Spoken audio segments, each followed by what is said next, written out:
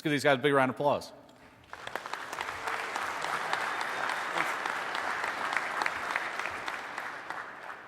Hi guys, so this is Hendrik, I'm Brian. We've been doing quite a bit of research in the field of LTE 4G. We actually started with a row of talks beginning of 2014, LTE versus Darwin, actually showing, the basic problems that are in the specs and did a few theoretical attacks. And now basically we are back with the practical stuff. We brought our little toy, our eNodeB in the front here. We wanted to put it up and have it running here during the day, but sadly our power supply needs at least 160 volts. It won't work on 115, so sadly that won't be happening, but we've got everything else in the slide. So, we two come from Germany. We work for ERNW. We are security researchers and analysts. We do quite a lot of penetration tests. It's just a small company, so we've got quite a lot of time for research. Do quite a lot of interesting projects, and yeah, basically, all of us were using 4G. It's an interesting topic, so we just decided to have a closer look at it. 4G brings quite a lot of new standards, brings in new technologies, and as always, it's new stuff, so it might be flawed.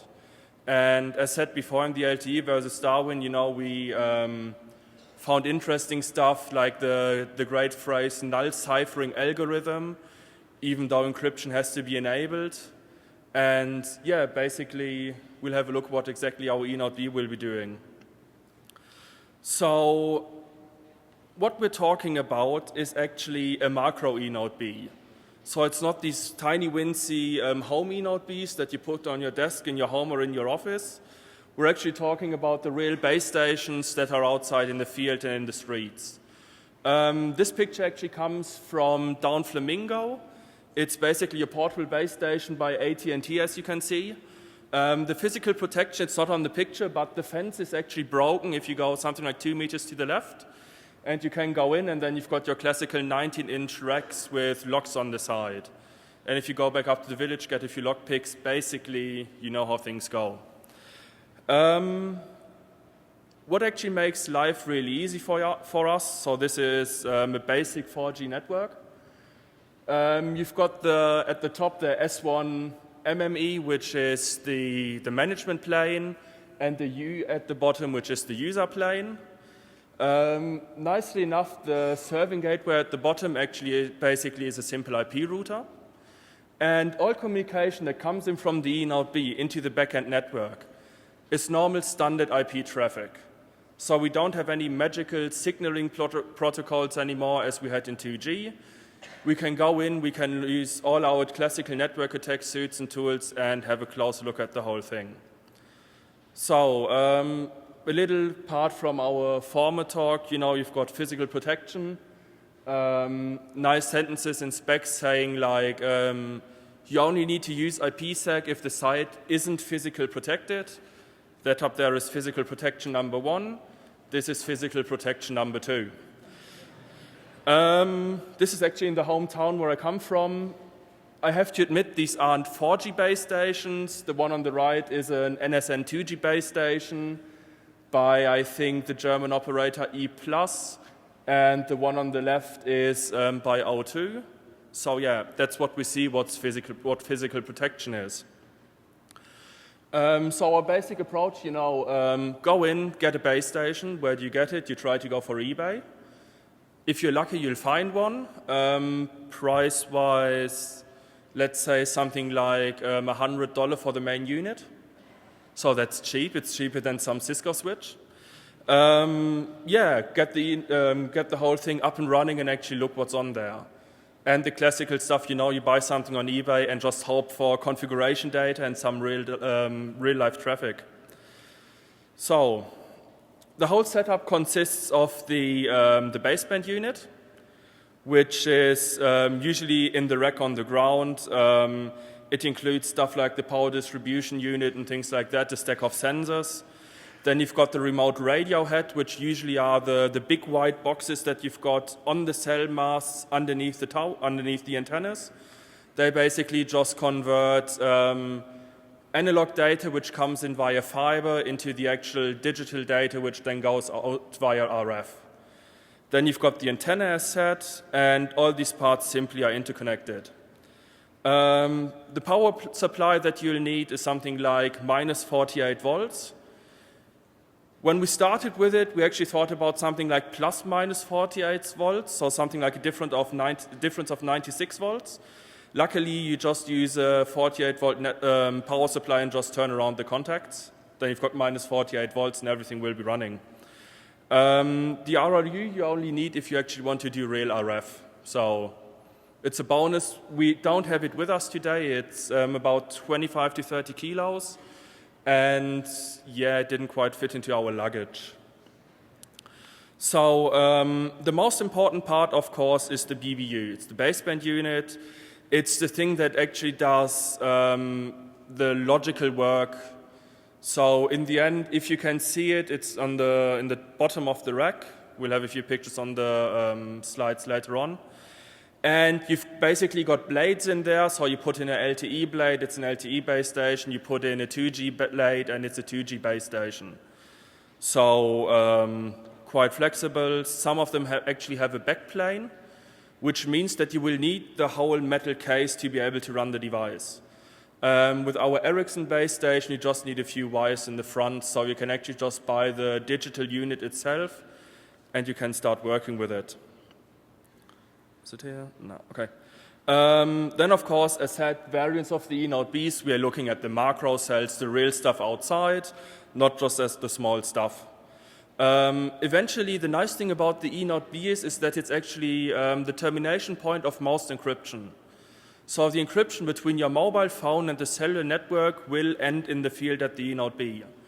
On the other hand, all encryption from the backend that goes out into the field, which should be IPsec encrypted, will yet again terminate in the eNodeB. So you know IPsec client certificates, if you own a box, you own a client certificate, and who knows what can happen. So the quick intro to the lab. As said, you hit eBay. eBay sounds easy, but you will need a few little terms. We've got them in the bottom here. So for Nokia, the stuff is called a FlexiBTS. For Huawei, you'll be looking for a BBU, an LMPT, or a UMPT, or both actually. For Ericsson, you need the RBS, which is the 19-inch rack case, and then the DUL, which is the digital unit LTE, which is the logical part which will do the LTE. Or for Alcatel-Lucent, it's the MBS. Base station, power supply, connect everything. Quite a lot of the stuff in telco networks has magical connectors. So you might actually have to sit down, create your own connectors, or really need quite a while to actually get the correct cables. We luckily bought the overall box, so everything together in a set, so we were quite lucky with that. That's one of the first pictures. Actually, up there, it's a little post-it that one of our friends put on there, actually saying nano BTS.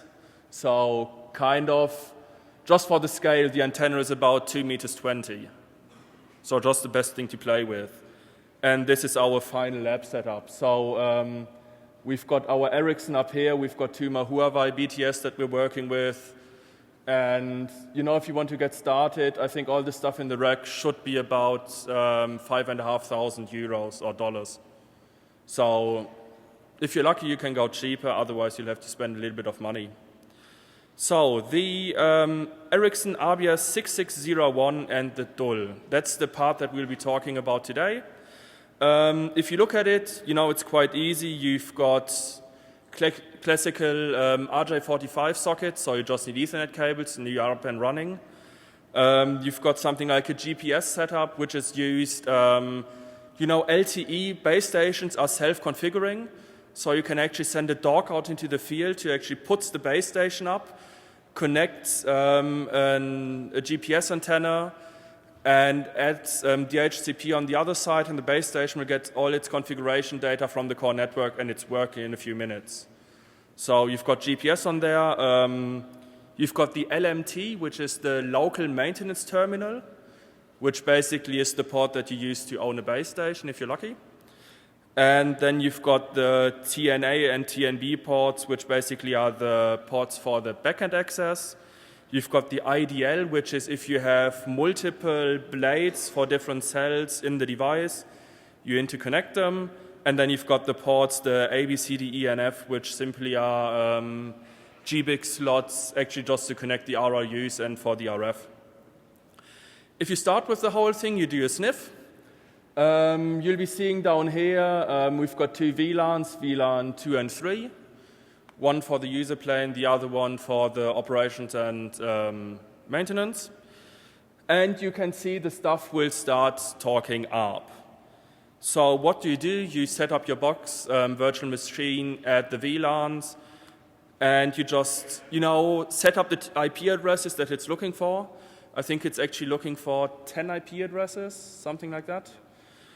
And the moment when those IP addresses are available, you'll see SCTP traffic, which basically is the BTS trying to connect to the backend network to set up the RF link. So from that moment on, you can do whatever you want. You can start setting up your own emulated core network and really start attacking the base station. Good. So let's start with the attacking part. So all we've done is just to that base station. So that is the one we bought on eBay, like Brian introduced, or we bought online. And that is one which have been in production, I think, 1 year ago, something like that. So it's a real in production environment, 2 years ago. So it was set up, I think we have seen it in the log files 2012, something like that. And whatever, it was just removed from site. And now we have an example and to demonstrate how attacks could look like in real life. Fortunately, the config was not erased, so it's a one-to-one config like it has been in production. So how to do that? We have multiple layers we can do some attacks on. The first one is the signaling traffic, so all that traffic which is necessary to set up connection from a phone and to forward the traffic and so on. So there is one interface, that S1MME, where the eNodeB stands in communication with that MME, which is the management server, and is always exchanging some control information. So that is the first one we can take a look on. Then there were some local maintenance interfaces, that LMT port. There are also some remote maintenance interfaces or other operational stuff like SSH traffic, whatever. So if the engineer don't want to go on site and plug into that that connector, there are also remote possibilities. In this case, the local maintenance interface was quite the same like the remote one. So everything what we can do with the local interface, we now can do with the remote interface. But there is quite more. And then, of course, because we have direct access to the device, we can do some physical attacks. So just remove the cover and take a look inside, for example. And we had to do that anyhow because we got the whole box. We had no credentials. So we tried to, our goal was to understand the whole box, how it is working. Of course, we want to have configuration access because we want to use it for our own purposes. And finally, because we are attacking it, we want to get root, so we want to extract maybe some binaries later to take a look on. Again, keep in mind it's a real base station, how it is like out in the field. So it's not a theory or a one configured from us. Good. Let's start with the transport interface. So that is the connection from the eNodeB to the provider's network, to the core. That connection is called S1. And as introduced by Brian, that is split up in the control plane called S1MME and S1U. S1U is just for the user traffic, so that means your calls are forwarded via that interface. So for attacking, For us now, not that relevant, but if you have access to, of course, you can just access the calls or SMS, whatever, or the internet data, which is transported over that interface. Physically, it's the same cable, so if you are in a man-in-the-middle situation, you have access to both. The MME, as introduced, is the control interface. This time, if we just assign the IP addresses to our laptop as we have connected to the machine, there are a lot of hosts. For example, I think there are 6 MMEs configured on that machine, but only one of them has to be up, so it's just for availability reasons.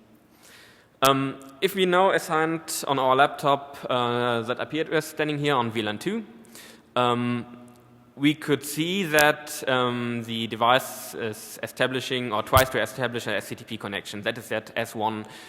There is a protocol behind called S1 AP.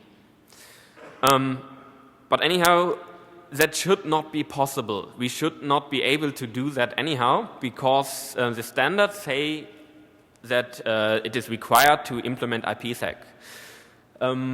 So what we expected, as we have been connected there, is an IPsec connection. That is something we have seen on one of the Huawei devices, for example, so that is not that easy to get in, of course, but in this case, we can directly talk IP to it. Why is there no IPsec? There is one node in the standards, like here, displayed on 3GPP TS33401. That node means if that interface is trusted, for example, because it's physically protected, then there is no need to use IPsec. And obviously, our one was physically protected. That is the same for the control plane, but also for the user plane. So there is no difference. The whole security is based on the IPsec here. There are also some interconnections between eNodeBs. There, again, it's the same. Good. The same, again, is for operation and maintenance traffic. So it's a kind of Linux on the box. So there is an SSH, like we will see later, and that one should also be protected via IPsec. But here, again, it's not. Let's take a look to S1. So there is a defined protocol called S1 AP.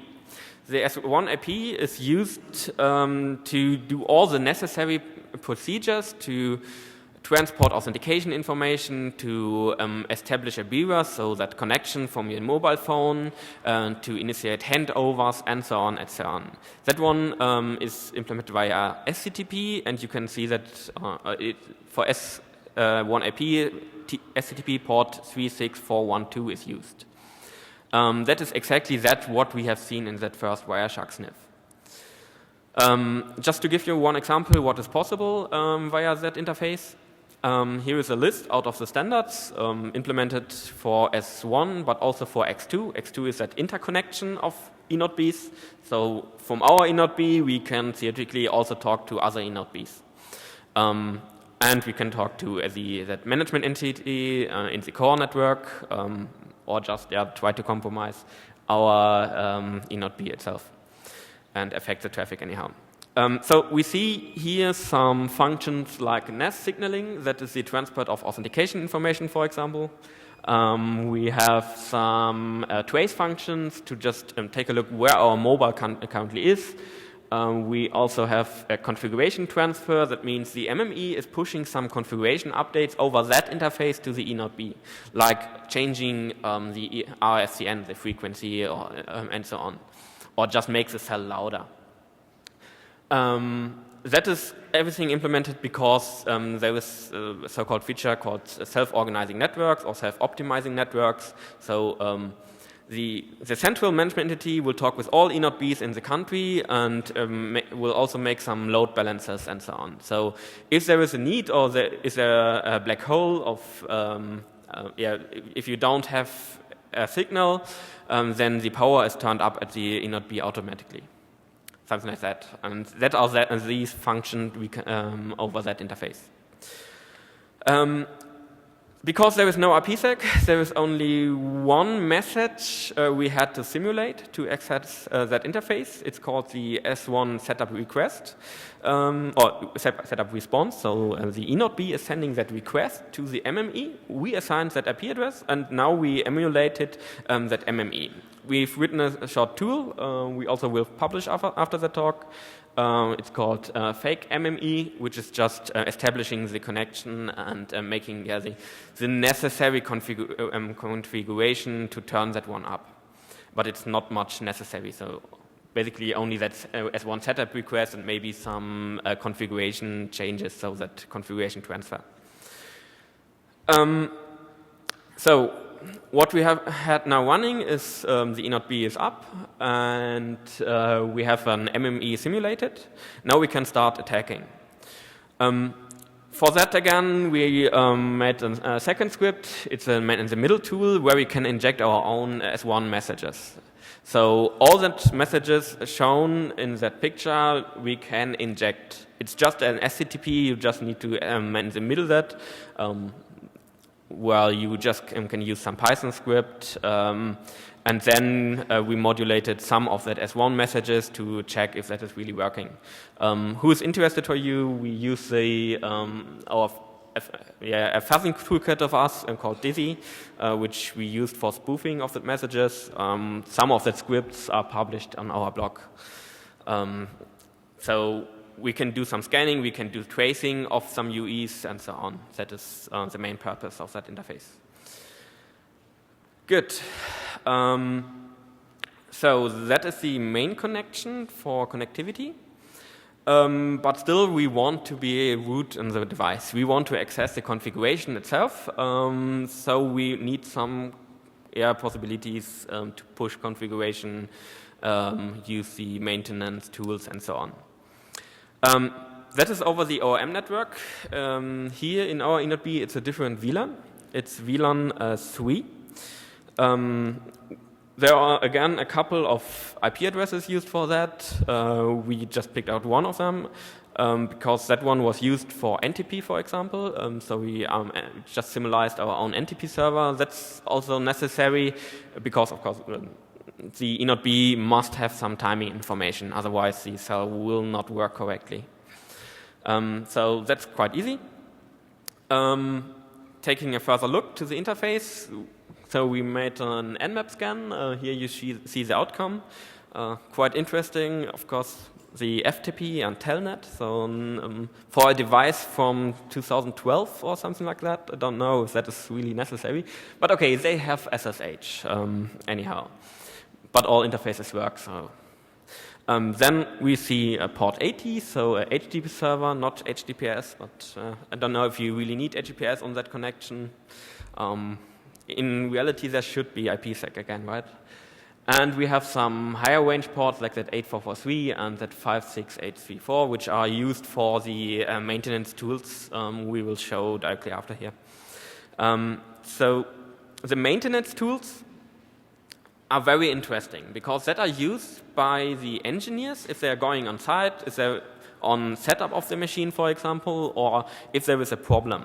So for example, if there is a fault state of that base station, an engineer will come on site, plug into a maintenance port, and doing something, reconfiguring, getting log files, accessing the monitoring with some magic tool. That always depends on the vendor. In our case, that is also possible remotely, so via the transport network, but you can only also plug into the LMT port, which is just a different connector, and then you have also access to that, that interfaces and tools.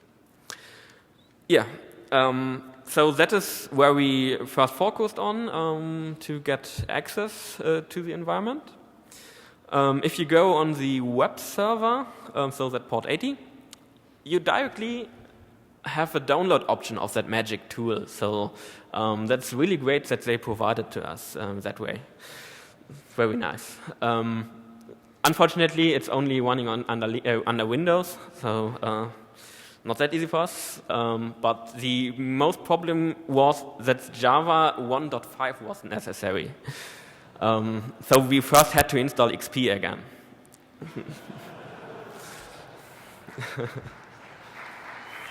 Thank you. Yeah, that was almost the biggest problem to us, to install Java 1.5 in XP. Okay, if we had that running, we could just connect. That was quite interesting because we started the tool and then we had access to some information like the radio frequency information and so on. So that is how the tool is looking like. So you have different views for different configuration parts, like the whole rack you're standing in, which fans so the fan controller is inside there. Some debugging information, some monitoring information, and you can also access log files, like that one. And you see there are a lot of errors popping up, of course, because some other parts of that rack where that eNodeB was in are missing.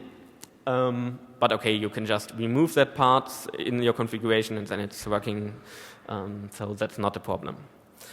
More interesting is, yeah, maybe you have missed that, guys. So again, in the standards, there's done something that that setting up and configuring the eNodeB shall be authenticated. Unfortunately, there was no password for that tool. So we just started that tool. Like here, you can you can set up an IP address, a name, and maybe a comment. Then you click on connect, and you are in. So again, quite too easy. The biggest problem was to just install the tool. Okay, so we had configuration access, but still we had no operating system access. The configuration is that one which the engineer is using. But furthermore, over that interface, there were some other services provided like FTP, Telnet, and SSH. That is where we also wanted to take a look on. But so we can also try some exploits on Java. So since 1.5, I see there is quite a lot. So that is also a good possibility to compromise the machine. In our case, it's unfortunately not asking for a password, so we can't do some password brute forcing here. And if you connect with that tool, it's establishing a connection to that high-range port I showed in the Nmap, so that 56,000 stuff. There it is establishing a connection via GEOP. So it's Java. I think Brian is saying something to that later. And over that interface, it's transmitting the whole configuration data of the BTS. And that is also not authenticated and secured anyhow. So there is no sequence. You can do replay attacks, whatever. You just need to know how that GEOP is working. It is just transmitting the configuration directly. So next look. That was also not that hard. There were two users configured on the system called RBS and Cello user, and the password for both was RBS. And again, we could log in via Telnet, via FTP, and via SSH. Okay, there were some outdated SSH keys used, so our system was prohibiting the connection first, so we have to enable that algorithms manually. But okay, then we are in and had access to the whole device. If you take a look to the file system, there is a lot of interesting information, like that path.w, so it's a kind of Linux you see here, where we can extract passwords again if there are other users configured, but usually not supported. But more interesting is that securities CFG, and that folder called IPsec. That's the folder where the IPsec keys are stored. So if you have access, you can just extract your IPsec keys here. So again, really, really nice, because it's also possible remotely. Gives the attacker a lot of possibilities, right? Good. Then we had access to everything, could take a look to the local configuration and also to the local web server. The local web server was vulnerable to a couple of exploits because it, again, used a very outdated Java SDK, so 1.16. There are also some other ones, which Java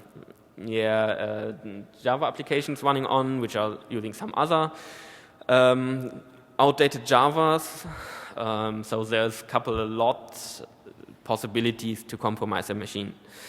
And the web server is just used to provide the element manager, which is an LMT tool, to download.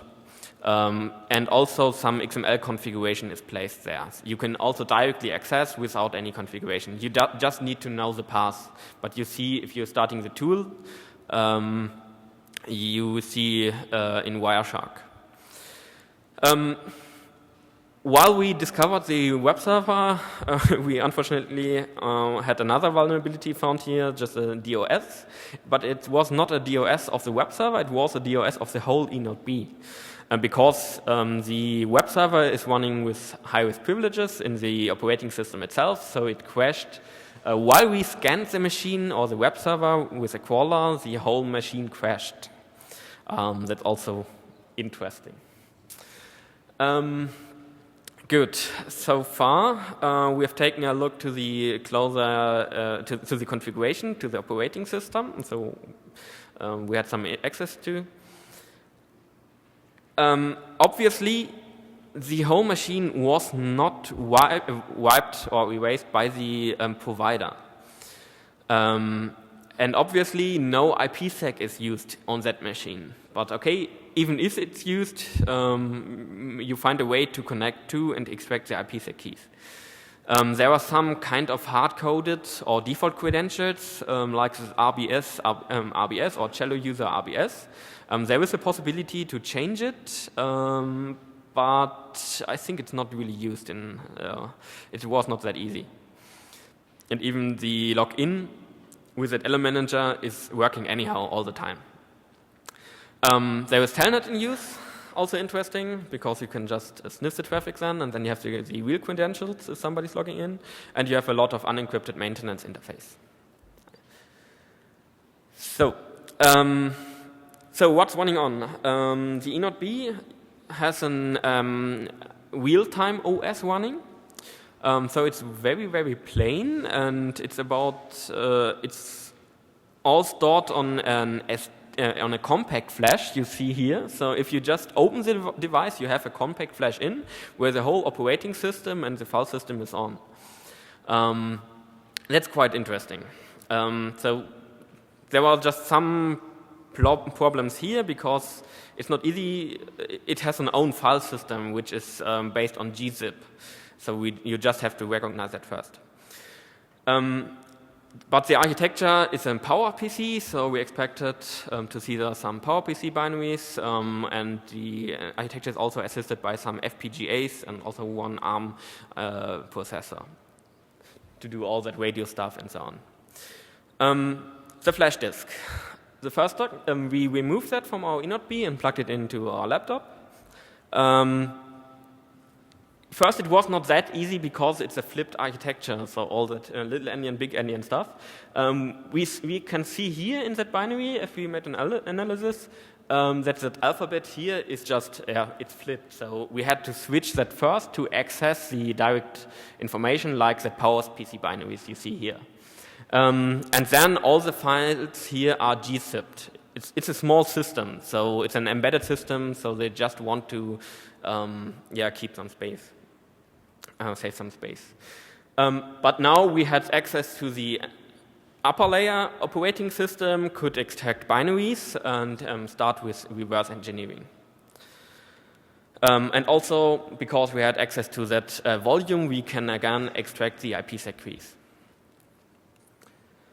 Good. Another interesting one, if you're on the machine just for debugging, you have some debugging interfaces enabled there, and you have a RAM log. And the RAM log displays the whole booting process. So if you want to do some attacking there, you can just hold the machine on the right places here. There are also some commands for that. And you see here on step 2 that it's mounting that gzip volume and powering up. And so that is our volume we extracted here. So we can just modify it. Just small joke for us is that line, that no magic found. That was quite funny to see that in the log file. Good. The rest is for Brian. So, you go in and as said, there's configuration on there. You've got a mobile country code and a mobile network code actually defining an operator. Luckily, you found the numbers 311 and the MNC 660. Turns out it's an American operator, or an old one, Macro PCS. Anyone of you has ever heard it? They were actually kind of sold, or they fused with T-Mobile USA in 2012 or a little bit later. So we know where exactly this the eNodeB comes from. Yet again, if we actually had a client certificate, that would be probably the most awesome combination. Then, we found a few little interesting things. The classical passwd command for changing a password. We've got shallow user and we've got RBS, and we actually just wanted to change a password just to play around with it. And actually it turned out that if you change the password for RBS, also the password for shallow user will be changed, and the other way around. So for some reason they actually combined the passwords for both user accounts, somehow magically even for passwd. So it looked a little bit strange. Then, as Hendrik already said, we've got quite old SSH, so we actually had to go in for our old Diffie-Hellman group 1 SHA-1. Modern SSH simply won't do this anymore, so we had to re-enable it. Then when you run the box, interesting, you had something that was called cell and UE traces. Sadly, we only had cell traces, so basically you can see status and log information of the cell that actually was on the eNodeB and a few neighboring cells. From the documentation and the info that we found, if we would have had a UE trace, this UE trace actually logs everything that a mobile device in the LTE cell does over a certain amount of time. So, if you have access to an eNodeB in the field, you just kick in the UE trace command and you basically log all unencrypted information that goes through that mobile device. So, rather nice for playing around with. Then, yes, when you do stuff, you always find really, really, really strange things. So, all communication that you've seen so far went into private IP address space, which is the way that you do it in your own network. Now, we found a GOP remote session that was actually trying to find a server to a public IP address. We were able to have it connecting to us, so you've got basic GOP communication, which you could attack, but if anybody of you knows the nature of GOP, you need quite a lot of information to actually be able to push objects over the line until something happens. So, as it was the only public IP address, we had a closer look at it. And I've got to say, the next slide it's vague. We can't guarantee for any correctness on the next slide, but what you do, you've got an IP address, you look it up, and you remember Macro PCS. The IP address that we found actually belongs to an Iranian cellular operator. So, we can't guarantee that basically the American telco simply misused a public IP address, but you've got to admit it simply looks very, very strange. And time-wise, if you go down to it, the address space was actually registered in 2012.